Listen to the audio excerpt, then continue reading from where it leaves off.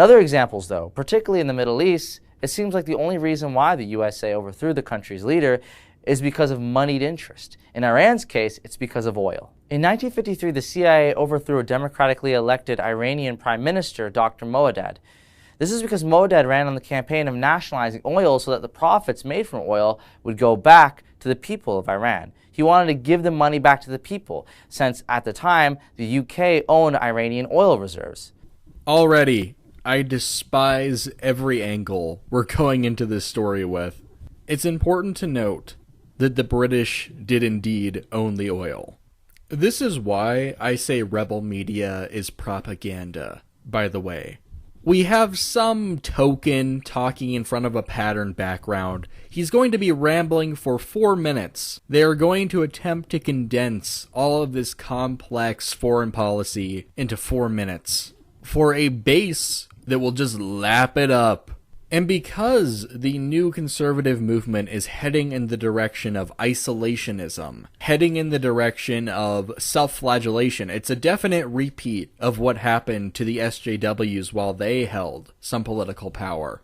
This video is going to touch on the themes of fuck America and fuck the West, fuck Western imperialism.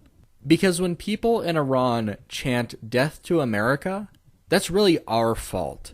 Let's blame us. That's a much easier boogeyman. Jay has also employed some very cute buzzwords. Nationalistic. That's another place where this video is coming from. I identify with him because I'm a nationalist. He's a nationalist. He's just looking out for his nation's people and their best wishes. The CIA installed a US-backed dictator, the Shah.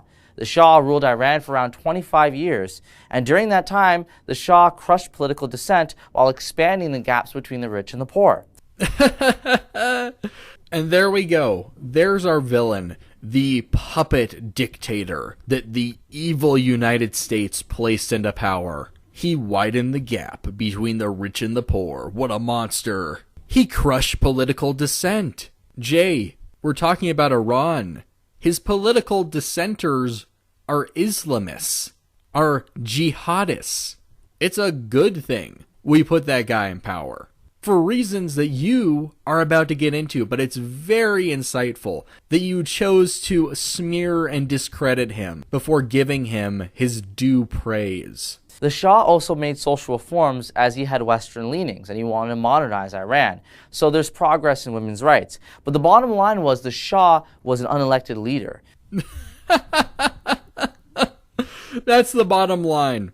Forget all that feminist progressive shit. Forget his attempts to modernize Iran, westernize it, make it a better place to live. And it was. It was an objectively better place to live under his command. But fuck that. He was an unelected leader, as if people don't know that. That's not a shock to anyone, Jay. We put someone like that in charge because it's not like they're just going to get elected in Iran. In 1979, Iranians rose up and overthrew him by holding American hostages in U.S. Embassy and, more importantly, exiling the Shah to Egypt. That's why there's celebrations on the streets of Iran today. I love the way we just brush past that. It's Iranians. Iranians rose up. Yeah, no, those people were forming an Islamic State, Jay. Those people are radical Muslims. That's what we were worried about.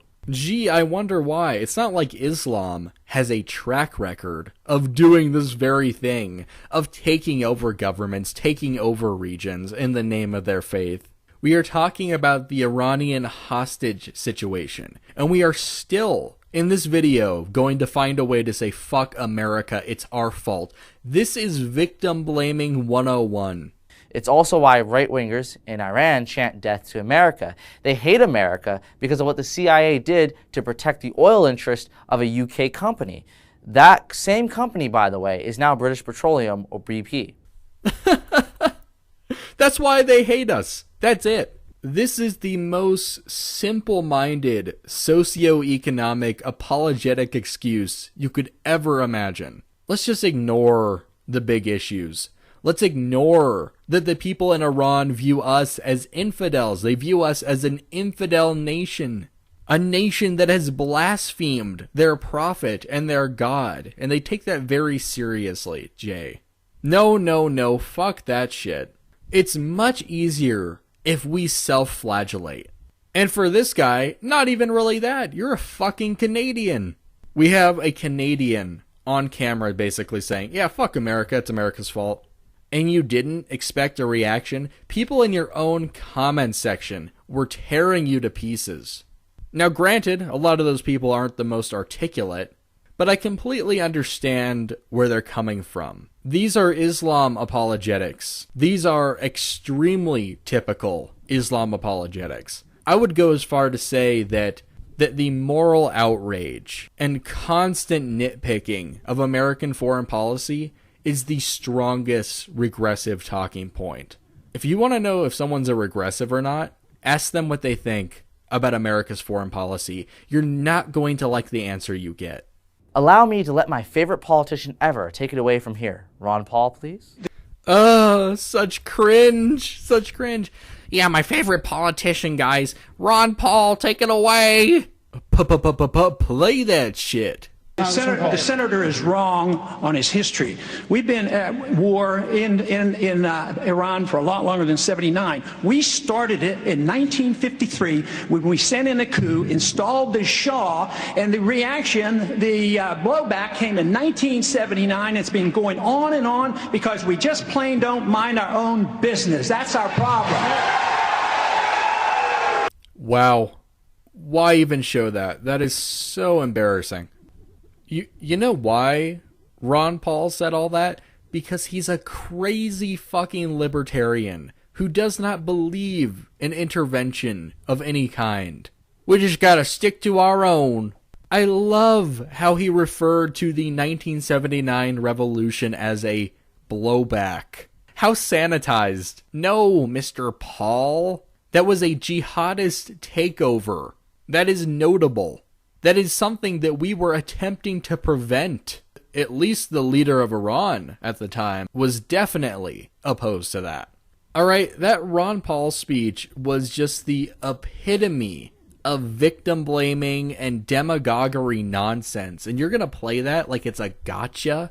Well, my Lord and Savior Ron Paul has spoken, so argument over. What absurdity. America's military doesn't just mind their own business. Because of what they did, we're still feeling the blowback, politically and culturally speaking, to the point where we have people chanting death to America in Iranian streets, and they celebrate the 38th anniversary of their revolution. Yes. Self-flagellate. Whip yourself a little harder. Is that a racial joke? Am I allowed to make that joke?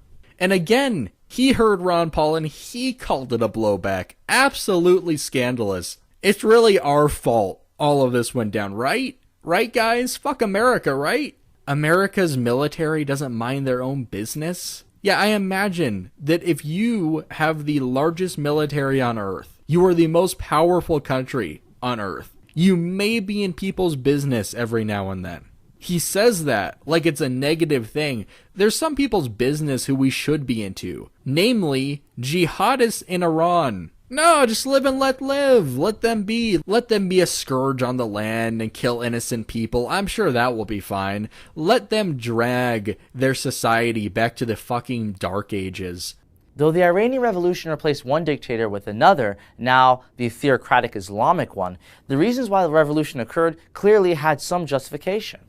America had absolutely no right to overthrow their democratically elected leader, and sadly, because they did anyway, many of the Iranian people feel the way they feel. They feel like they need to burn flags and hate all Americans. Unbelievable that he said any of that shit. There's some legitimacy to this. There's some merit to the 1979 takeover. Jay, you are such a fucking clown. There is absolutely nothing to legitimize that. There is never any justification for theocracy. What a load of bullshit. This is the part of the video where he is expecting for us to sympathize with fucking extremists. No thank you. Well, you know, just put yourself in their shoes. Surely you can see where they're coming from. Nope. And if you can, that tells me a lot about you. well, we just need to empathize with their situation. No, we fucking don't. Look, I agree with neoconservatives and emboldened right-wingers that it's wrong for the Iranian people to go out and chant death to America. But there's a reason the Iranian people think the way they do. And there's a reason why a lot of the world hates America. Hint, it's their military. Oh, it's too good. This is gold. I agree with emboldened right-wingers that, chanting death to America is not a good thing. Thanks, Jay. Hey, Jay, I'm a very firm left-winger. I am on the left of most issues. I used to be able to say I agreed with the right on one thing, and that was foreign policy.